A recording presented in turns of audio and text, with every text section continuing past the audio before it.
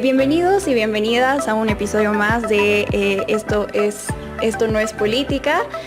Hoy nos encontramos con la doctora Lorena Barriga Machicao y nos encontramos también en el estudio de UCB Radio de la Universidad Católica Boliviana.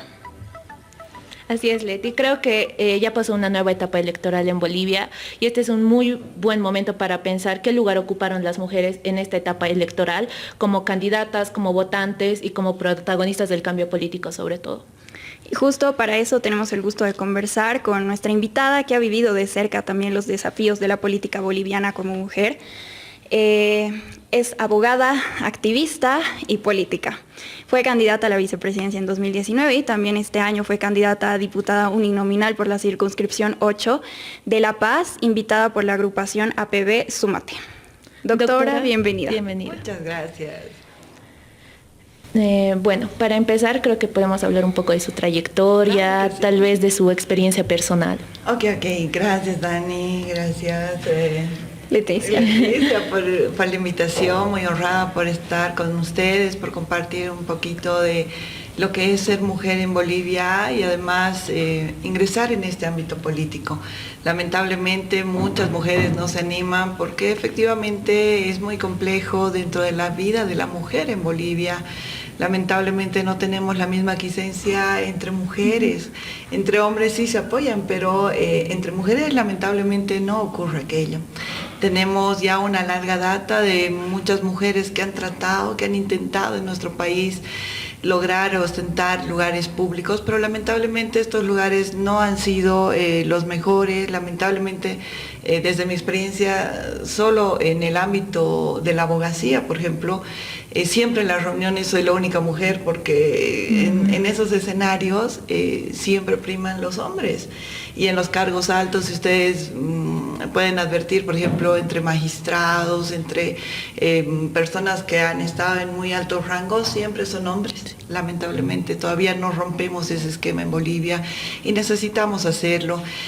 Hemos tenido amargas experiencias en cuanto a mujeres que han estado, por ejemplo, en el desarrollo como concejalas. Tenemos una de ellas que ha sido uno de los casos más emblemáticos que hemos podido advertir cuando ella es desafiada por sus mismos compañeros, por los otros concejales quienes inclusive la asesinan.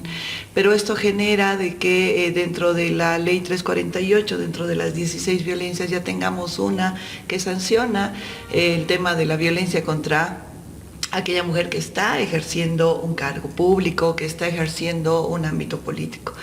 Quien les habla, soy activista en defensa de la mujer y de la niñez desde hace 25 años atrás como abogada, porque siempre he visto que existía una diferencia muy alarmante en cuanto a la defensa de la niñez y de nuestras mujeres. Cada año casi terminamos con 200 feminicidios, imagínense, 200 mujeres que mueren en manos de quien un día les dijo que lo amaban. Alguien que no es un desconocido, alguien que estaba muy cerca a ti. Entonces, este tipo de crímenes que hoy día tienen ya un denominativo a partir de la gestión 2013, porque asesinan a una periodista, Analia Huacho, y a raíz de... se conoció su caso porque ella había denunciado 7 oportunidades que estaba siendo agredida y nadie la escuchó y su caso terminó con una muerte. Entonces todas las mujeres salimos y ese momento es que se generó el compromiso de las autoridades y se crea la ley 348 contra todo tipo de violencia hacia la mujer.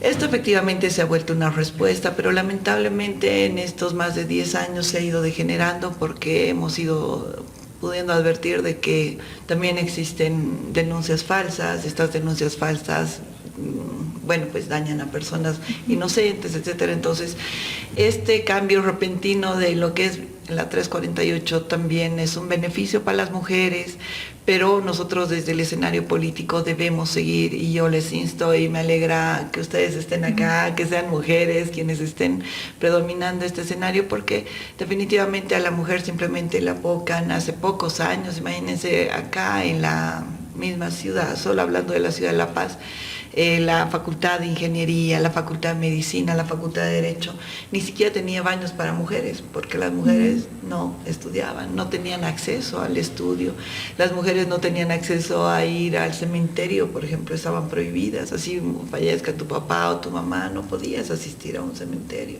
porque eras mujer y tenías que quedarte en la casa. Entonces, todos estos avances que ya tenemos, desde el hecho de utilizar pantalón, por ejemplo, para la mujer, que ha sido un gran desafío, lo hemos ido sobrellevando, y pese a tanta prohibición, a tratarnos de apocar tanto, hoy día las mujeres estamos sobresaliendo.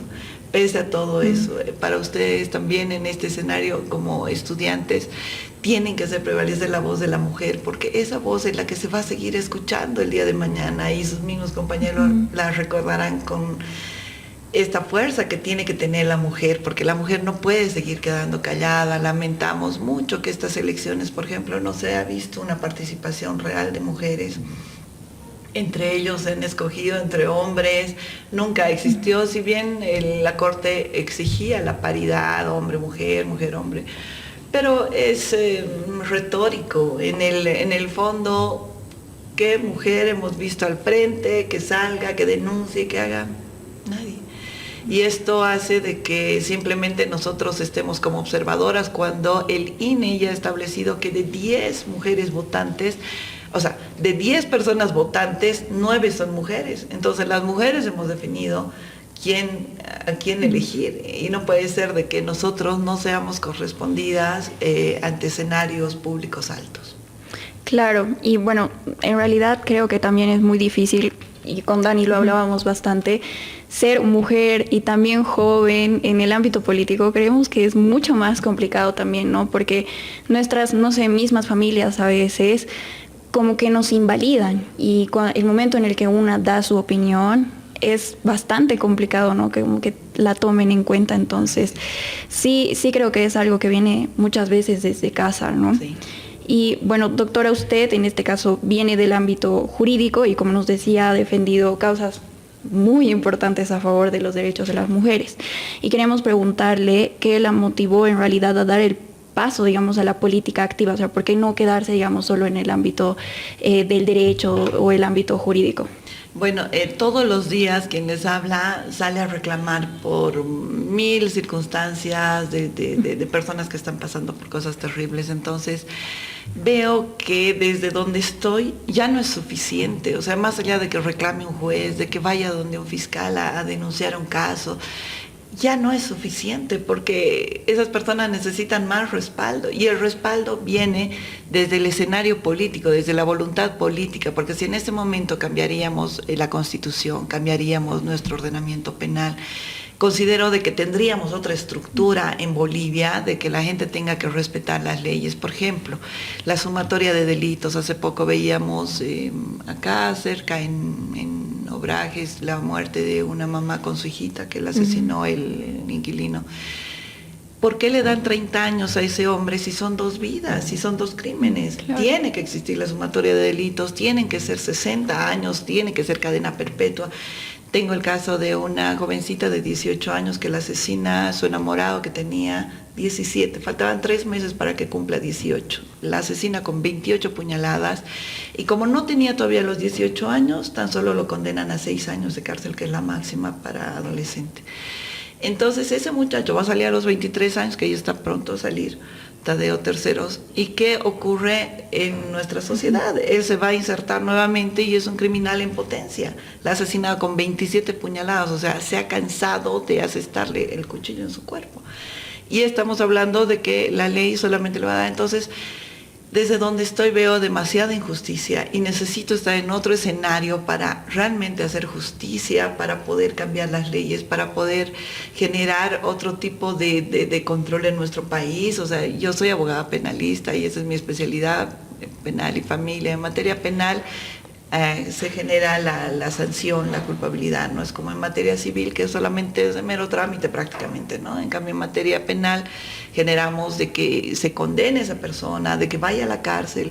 He visto muchos casos, por ejemplo el de Katanas, hice demoler Katanas, que era un caso muy emblemático, claro, que muchos me odian por esa misma razón, pero escuchar a esas jovencitas, esos relatos me cambió la vida, porque uno cuando crías a tu hijita, imagínate tú tener tu hermanita, que la cuidas, que la cubres en tu casa, y llega un depravado que la secuestra, se la llevan y las torturan y las violan y les drogan y les hacen de todo. Es una vida que yo creo que ni viendo una película de terror compararía a esa realidad.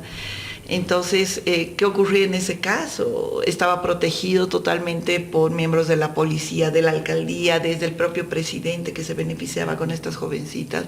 Entonces, ¿y nosotros qué hacemos? Si esto estaba en pleno centro de la ciudad, si todos pasábamos por ahí, veíamos una máscara, cuando en realidad lo que acontecía dentro era algo de terror. Y ninguna autoridad quiso hacerlo, ninguna autoridad quiso tomar el mando. Cuando asumí ese caso, hablé con el ministro de Gobierno y le dije, ¿cómo ustedes que están a una cuadra no hacen nada? Y me dijo, es que no podemos hacer nada, es una red criminal. ¿Tú crees que vas a hacer un memorial y lo vas a notificar? Te van a meter un tiro, te van a matar.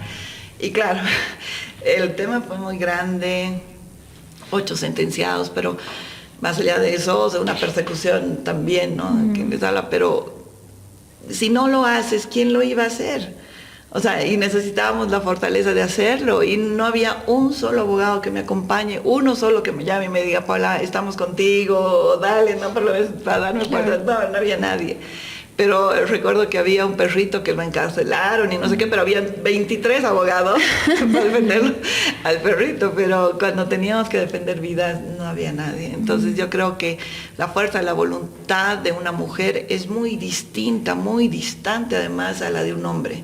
Un hombre tiene otro tipo de conductas, tiene otro tipo de formación, entre ellos inclusive cuando tienen sus reuniones sociales, entre ellos solucionan problemas, entre ellos llegan a terminar inclusive de transar casos, pero en el caso de una mujer, en un escenario como ese no es el mismo. Entonces para nosotros todo se nos hace cuesta arriba, y pese a que se nos hace cuesta arriba logramos terminar y logramos hacerlo. Entonces yo creo que la fortaleza de una mujer es muchísimo más fuerte a 1000% que de un hombre, no por las dimensiones de capacidad, de conocimiento, quizás un hombre también puede hacerlo, pero nosotros tenemos otro tipo de fortaleza que nos hace más fuertes y que definitivamente hemos logrado romper todas esas barreras que nos impedían de no permitirnos estudiar, de no permitirnos trabajar, de no permitirnos, como les decía, acá en Bolivia vivíamos aquello, no poder ir a sufragar siquiera, porque nuestro voto no era contado, el hecho de no poder asistir a un cementerio, etcétera, eran cosas que definitivamente como sociedad hemos ido irrumpiendo, porque nuestra fuerza ha sido más allá de cualquier obstáculo, y considero de que ahora es el momento en que las mujeres tengan que salir al frente. La mujer en política es importante porque desde su vivencia tiene otro tipo de estereotipos, tiene otro tipo de vivencias, otro tipo de sufrimiento y otro tipo de necesidades. Entonces, mi necesidad no va a ser la misma que de un hombre, porque mi necesidad es levantarme, es tener que cocinar, dejar cocinado para los hijos, llevarlos a los hijos al colegio, recogerlos. Tu vida es distinta y logras terminarla. En cambio, los hombres no. Los hombres todavía los atiendes, él va, cumple su labor, vuelve, o sea, tiene un estereotipo distinto dentro de nuestra sociedad. Y efectivamente, como bien decía Leticia, el momento en que nosotros internamente, inclusive dentro de nuestros hogares, vemos un tema de patriarcalización, de machismo. Yo he podido advertir un tema de machismo severo en estos casos que les digo, por ejemplo en el tema de Katanas. Cuando estábamos haciendo la demolición, venían señoras a insultarnos, ahí con la hija del dueño, que era quien denunció, porque ella ya no podía seguir viendo cómo su padre destruía estas vidas. Y venían a decirnos, ¿cómo? Si tu padre ha gastado tanto en esto, a ti no te ha costado ni un clavo. Pero a él no le ha costado nada, le ha costado vender vidas, le ha costado vender cuerpos de mujeres inocentes para tener algo. Pero las mujeres eran las que nos insultaban. Hemos tenido un caso también muy connotado acá en la ciudad, el caso de William Kushner y Andrea Aramayo, quien les habla, soy abogada de la víctima. Un caso, por ejemplo, que han tratado de mostrar por todos los medios de que él es pobrecito, de que él es víctima, de que fue un accidente de tránsito, que ella era la que no debía estar en ese lugar, que debía estar cuidando a su hijita, etc. O sea, cuando en realidad siempre tratas de proteger la identidad del hombre, del pobrecito, o sea, porque tenemos una sociedad bien machista. Cuando en el fondo de ese proceso se ha probado fehacientemente que efectivamente era un feminicidio, tomando en cuenta de que han existido dos escenarios en ese caso. Cuando él la impacta y ella cae, él tenía que haber frenado, pero al verla en el piso, él pasa sobre su integridad y le quita la vida. Entonces se ha probado en todas las instancias que ha sido un feminicidio, porque existe también el dolo que es instantáneo, o sea que ese momento al verla con la rabia que le tenía, pues provoca la muerte, ¿no? Entonces, en esos casos he visto en una sociedad tan machista, cuando en la calle me gritaban, no, pero es que él es inocente. O sea, porque siempre tratas de que esa víctima no se muestre como víctima, como lo que es. O sea, te han quitado la vida y encima la familia, el entorno tiene que salir a seguirla defendiendo, porque la siguen matando cada día, siguen matando su memoria, y no solo este el caso, tenemos muchos casos de jovencitas que han fallecido en manos de estos agresores, pero lamentablemente, entre comillas, la sociedad las culpa a ellas. Pero porque ella estaba en la discoteca, porque estaba tan tarde, porque estaba vestida así, porque, o sea, eres tú culpable, cuando en realidad la sociedad es la que está marcando que ese hombre, ese machista, ese hombre que te ha causado ese daño en violaciones, en agresiones, etcétera, es inocente, porque por eso lo hecho de ser hombre, y no es así. O sea, necesitamos mostrar la preponderancia de la mujer en nuestra sociedad, y que la mujer tiene un valor impresionante, tomando en cuenta la vivencia que ella tiene, de que no es una mujer, o sea, la mujer por lo general, o sea, no es corruptible. Cuando vemos ese tipo de contratos y cosas, siempre se van a fijar en ese tipo de delitos. Por lo general, el 99% son hombres, o sea, es muy rara la mujer que se presta a ese juego de vender indulgencias, de traficar con cargos, etcétera. O sea, es casi mínimo, porque la mujer no se va a prestar a ese juego de estar quizás en una farra, en una noche, y decir, bueno, ya me pagas tanto, y solucionan los casos así.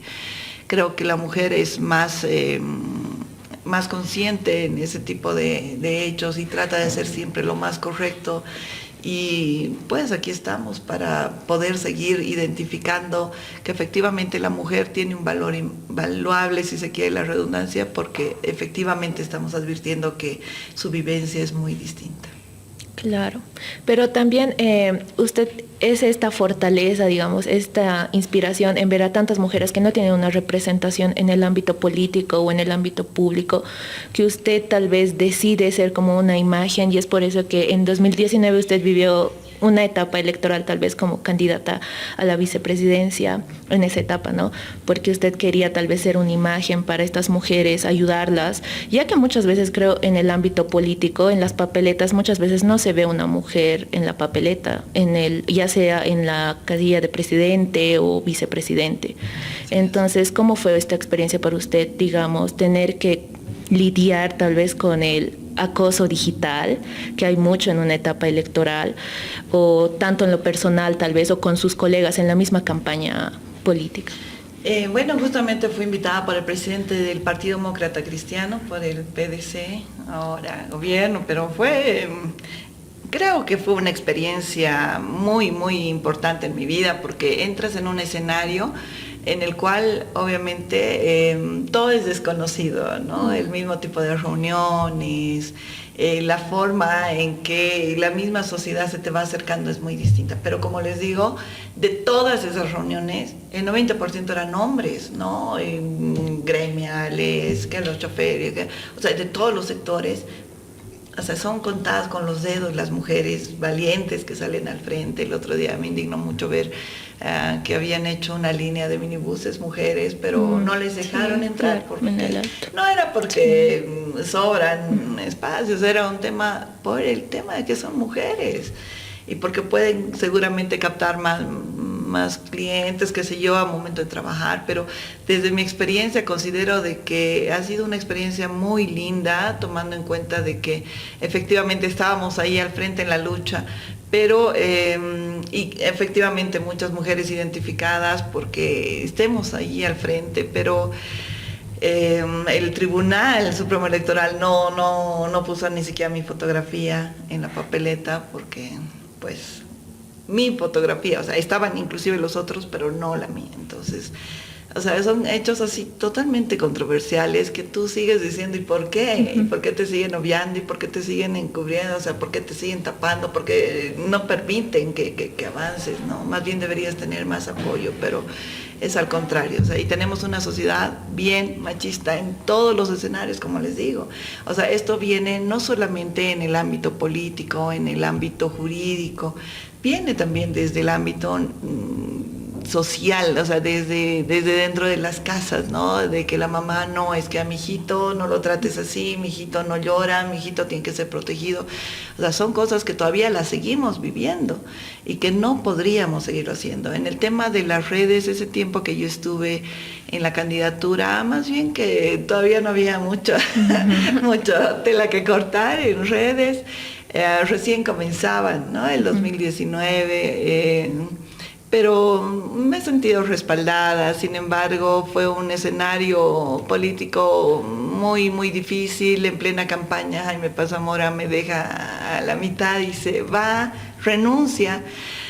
Y pues me impusieron de que Chi sea el candidato presidenciable, y cuando me enteré que Chi estaba haciendo cobros irregulares por anotar personas dentro de las listas, lo denuncié, porque al final no estamos para eso. Si estamos al frente es para cambiar esto, no para hacer más del montón. Entonces tuve que renunciar, no me aceptaron la renuncia, y pese a que no me aceptaron, no pusieron ni mi fotografía como castigándome, pero aquí estamos, o sea, siempre en la lucha y tratando de también trascender a momento de mostrar públicamente mis casos. Siempre me han tocado casos muy, muy controversiales en nuestro país, y esto ha generado de que efectivamente sean siempre públicos.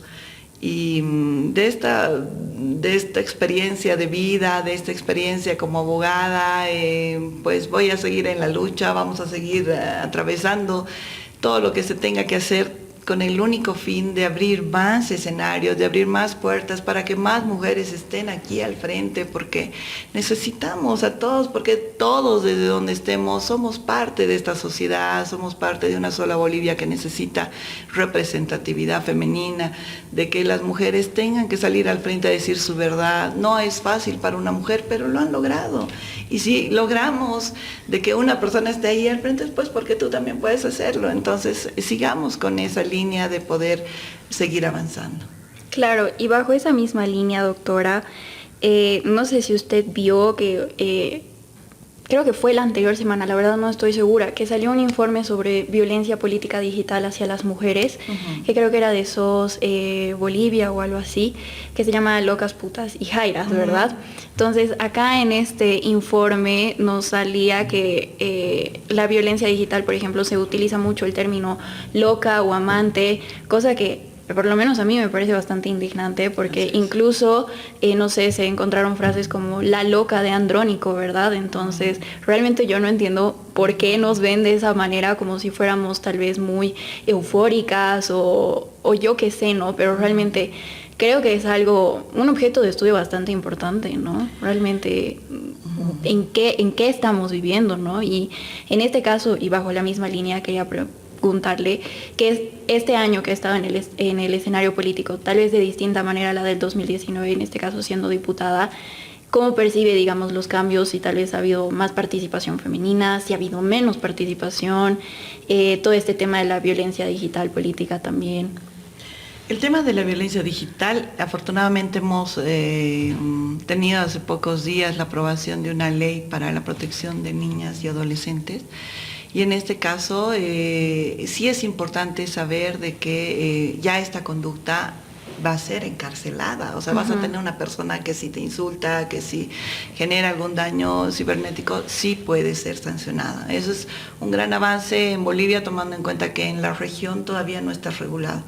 Pero sí tenemos un escenario social, más allá del alcance de las redes, que efectivamente nos da una visión en la cual como sociedad nos estamos mal comportando, en el entendido de que estás viendo a muchas mujeres salir al frente a la palestra, pero la apocas, ¿no? Y la apocas porque es una loca, porque estaba borracha, porque estaba vestida así, porque, o sea, la vas catalogando claro, de distintos estrados, y cuando no es ese el escenario, porque qué fácil destruirle la imagen a una mujer, o sea, qué fácil es, qué fácil sacar una fotografía, pegarla, decir que es una prostituta o que cualquier escenario que te pueda destruir la imagen, considero de que es un delito de los más terribles, porque al final tu dignidad como ser humano es lo más importante y es lo único que te llevas hasta la tumba.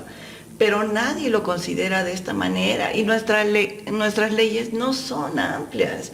Ante una difamación, por ejemplo, no tiene cárcel, simplemente una disculpa pública. Cuando no corresponde, necesitamos cambiar nuestras leyes, necesitamos ponerlas acorde a una nueva sociedad que es la que tenemos ahora. Qué fácil destruir la imagen, el nombre de una persona, sacan fotografías, sacan insultos, ya te estereotipan como que eres esto y así te quedaste, ¿no? Entonces es muy difícil para una mujer. Eso no ocurre con los hombres, por ejemplo. Van a haber muy pocos hombres que digan, no, sí, este hombre es esto, ¿no? O sea, eso es casi el menos 1%, pero en el caso de las mujeres, qué fácil destruirle a la mujer, la vida, la integridad, divulgar su imagen. Por ejemplo, en el caso, no sé si ustedes recuerdan el caso de Paula Belmonte. Ella, por ejemplo, ya teníamos como más de un año en el proceso de su divorcio. Ella ya no tenía una relación con Martín, pero cuando salió el video, la sociedad, no, es que ella era una traidora, es que ella era un infiel. Y él, nunca dijeron nada, la vida de él, o sea, ella era todo lo peor, pero hemos logrado inclusive insertar un artículo en el Código Penal por el tema de las videofilmaciones, las grabaciones, etcétera, etcétera. El artículo 323 bis se ha hecho a raíz de ese caso y ahora tiene 10 años de cárcel el filmar, el grabar sin tu consentimiento, el poder difundir alguna imagen tuya sin tu consentimiento, etcétera. O sea, son connotaciones que efectivamente han sido circunstancias de vida que nos han servido para ir mejorando también nuestra calidad de vida, pero todavía nos falta mucho y por eso es el hecho de que yo pueda participar en un tema político, porque considero de que veo todos los días el drama de hombres y mujeres, de mujeres que son totalmente destruidas por una sociedad muy machista, que va reforzando más bien ese machismo en otras mujeres, ¿no? O sea, las mujeres respaldan ese machismo. Entonces, considero de que tenemos que romper estas estructuras, tenemos que entender que todos merecemos el mismo respeto y que ese respeto tiene que ser valedero para que el día de mañana vivamos en una mejor sociedad, tengamos más respeto, que aquella persona que te va a difamar de manera cibernética también tenga que ir a la cárcel y tenga que tener una sanción importante, porque nadie puede destruir tu imagen, tu nombre, que es algo valiosísimo.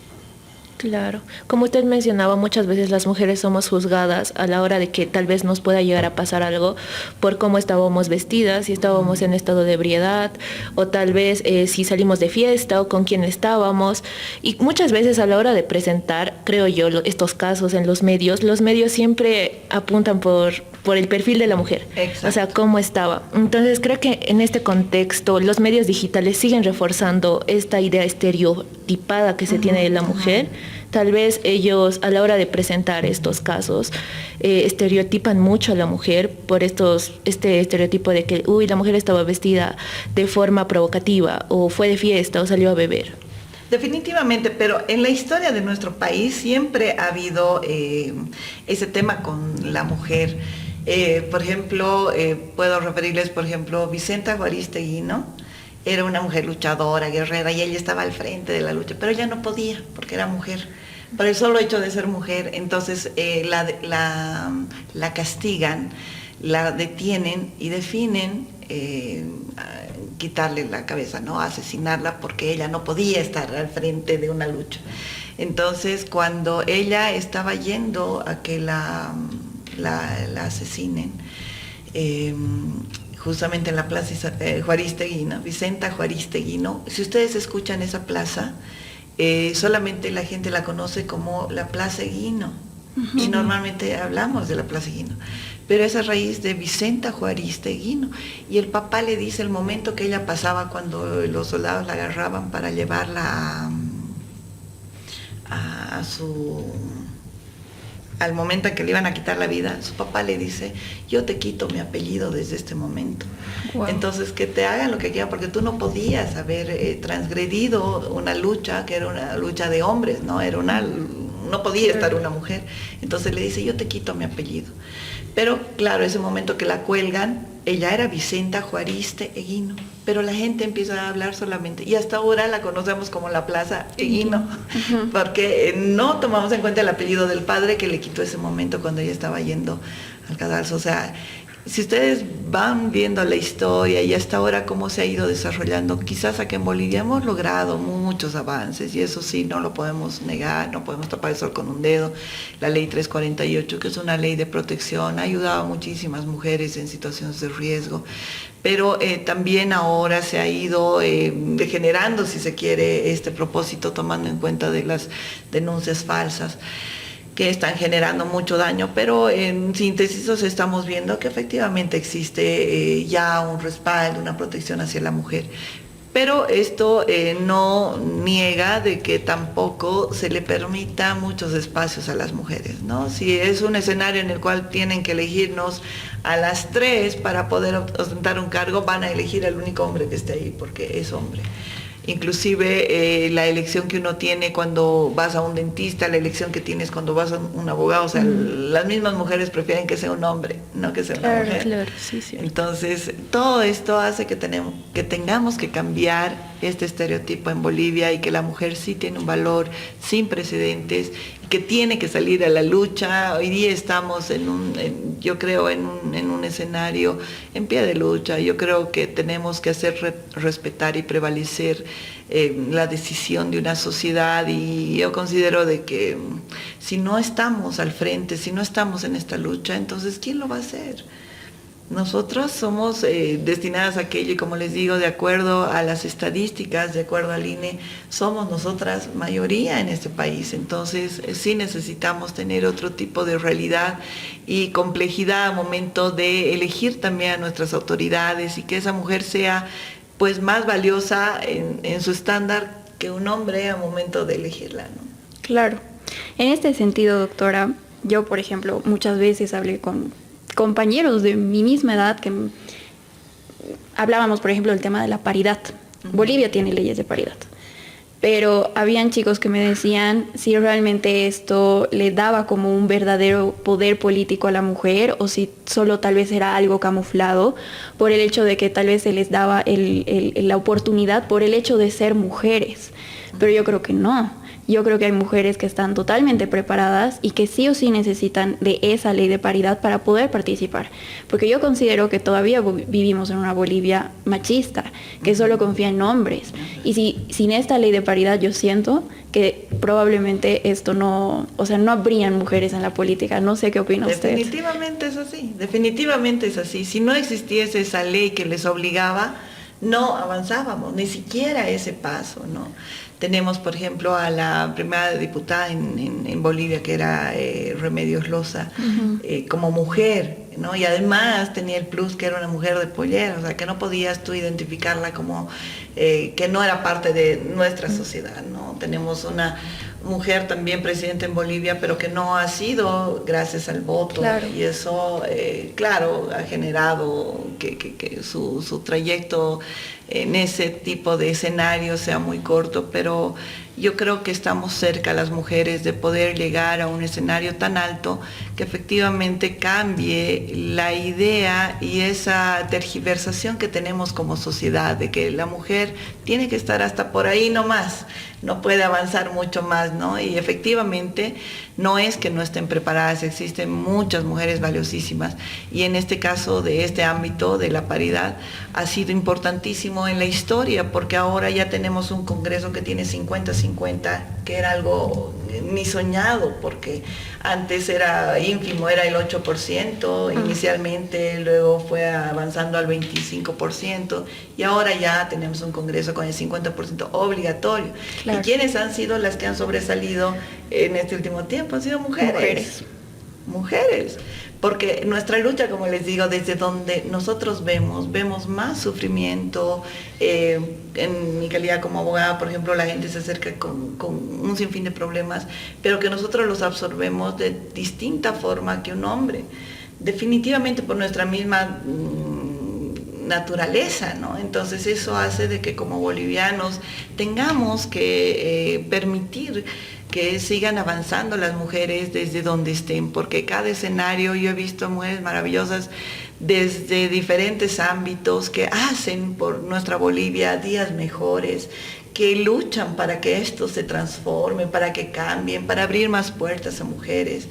Esperemos que esa complejidad que tenemos como bolivianos, porque cada sector tiene distinta ideología, etcétera, cambie, mejore, pero en beneficio siempre de sacar adelante a las mujeres. La mujer tiene un plus que es la sensibilidad que ella tiene, y desde donde esté estoy segura que va a cambiar la historia de nuestro país. Bueno, como usted mencionaba, creo que muchas mujeres, solo las mujeres entendemos nuestra realidad, y muchos hombres tal vez no pueden entender nuestra realidad y sin embargo no pueden hacer nada por nosotras, tal vez endurecer las leyes, o sea, desde su posición de poder donde están los hombres.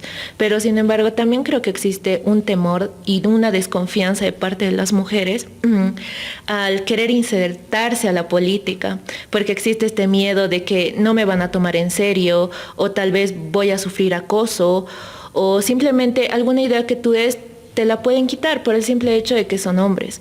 Entonces, creo que siempre va a existir este miedo siendo mujer. Entonces, ¿qué consejo le daría a estas mujeres que quieren participar en la política, que quieren tal vez lograr hacer un cambio, pero existe este temor y esta desconfianza? Estoy segura que para la mujer siempre el ostentar un cargo es difícil, siempre. Pero a nosotros nos cuesta más, como les digo, o sea, es más cuesta arriba que para un hombre que puede solucionarlo todo de manera inmediata, ¿no? Pero si como mujer tú llegas a, por lo menos a intentar el hacerlo, ya es grande. Pero también debemos hablar al resto de mujeres, que debemos apoyarla. Y no importa el escenario, no importa si se equivoquen, nos apoyemos entre nosotras, pero lamentablemente no tenemos ese apoyo entre las mujeres. Si tú sales, pero ¿qué hace esta aquí? Que no sé qué, o sea, la misma mujer es la que te desmerece, ¿no? Entonces, si encima tienes el ataque de los hombres por un tema machista, tienes a las mujeres que por envidia, por mil cosas, o también te rechazan. O sea, es bien difícil el escenario de la mujer, y se los digo porque lo he vivido en carne propia, pero considero de que si no seguimos luchando, si no seguimos intentando, si no seguimos haciendo fuerza para que esa puerta se abra, nunca va a llegar.